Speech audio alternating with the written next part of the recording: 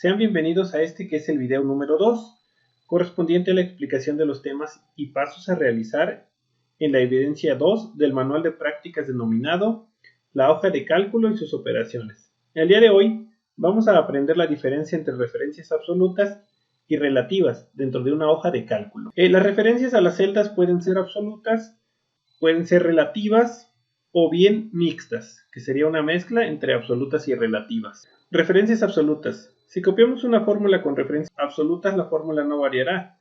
Por ejemplo, para que una fórmula sea absoluta, esta debe de llevar los signos de moneda o signo de pesos antes de la letra y antes del número que hacen la referencia. Si nosotros tomamos esta fórmula y la pegamos en cualquier otra celda, la fórmula no cambiará, siempre y cuando se agreguen estos símbolos. Si no se agregan, se trata de una referencia relativa. Por ejemplo, si ahora copiamos la celda A2 en B3, aunque la copiemos en una columna hacia la derecha y en una fila hacia abajo, como adelante de la columna y delante de la fila se encuentra el símbolo de moneda, no variará la fórmula y en B3 se pondrá igual signo A, signo 1 más 2. Esto es la referencia absoluta. Referencias relativas.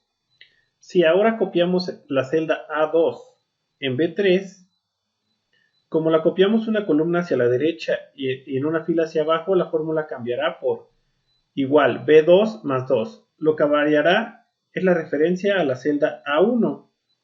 Al copiarla una columna hacia la derecha, se incrementará el nombre de la columna en 1, es decir, en vez de A pondrá B, y al copiarla una fila hacia abajo, en vez de fila 1 pondrá 2. Resultado igual a B2 más 2. Para mantener en la fórmula, sumar 2 al contenido de la celda superior. Referencias absolutas. Si copiamos una fórmula con referencias absolutas, la fórmula no variará.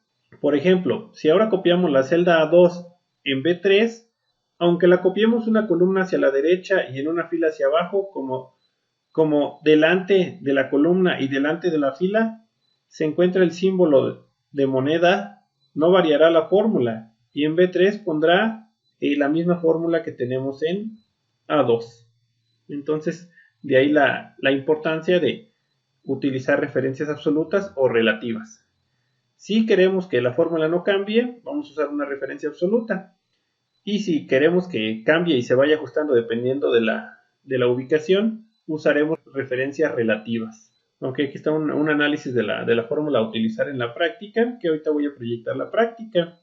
Los signos detrás de la letra y el número de la referencia permiten que esta no cambie cuando la fórmula cambia de lugar. ¿Okay? Entonces, este valor no va a cambiar, lo que va a cambiar es el que está en naranja. C2 es referencia relativa y sí cambia de acuerdo a donde se encuentre en la fórmula. Una fórmula consta de diferentes elementos, constantes o texto. Un ejemplo de una constante es un valor numérico. Un texto también puede ser utilizado dentro de una fórmula, pero siempre debe estar encerrado por dobles comillas, como por ejemplo, aquí tenemos marzo que está encerrado en comillas. Referencias de celda. En lugar de utilizar constantes dentro de nuestras fórmulas, podemos utilizar referencias de celdas que apuntarán a la celda que contiene el valor que queremos en nuestra fórmula. Ok, aquí tenemos por ejemplo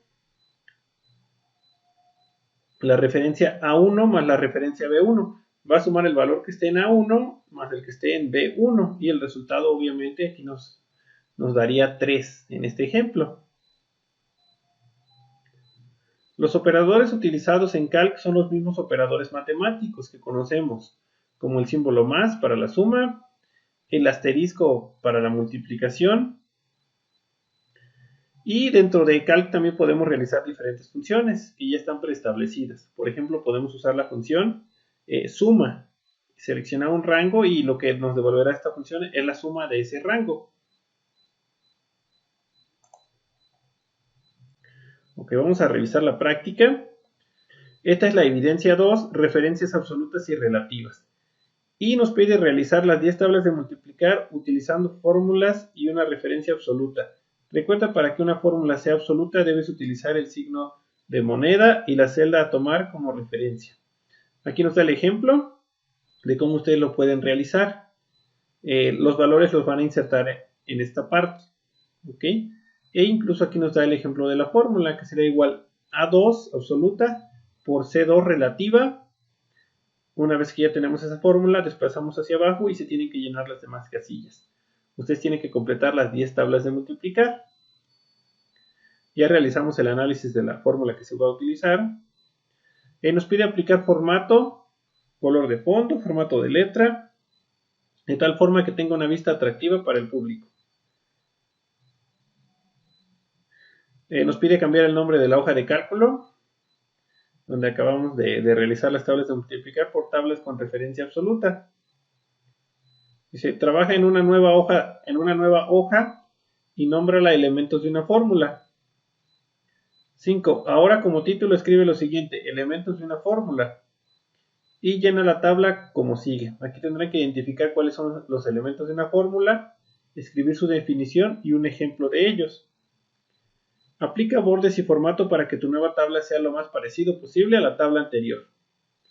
En la parte de abajo de tu tabla escribe la siguiente pregunta. ¿Cuál es la diferencia entre una referencia absoluta y una referencia relativa? Da respuesta a esta pregunta con tu opinión de manera personal.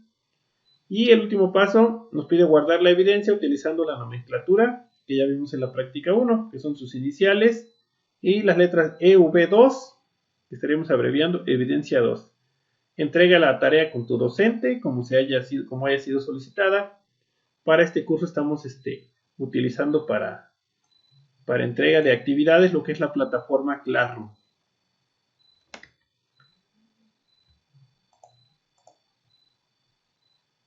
Okay, y con eso estaríamos concluyendo la explicación de esta práctica. Pues que si recapitulamos un poquito es comprender más que nada lo que son las referencias absolutas, relativas y mixtas. Y una aplicación que se realiza en esta evidencia con las tablas de multiplicar.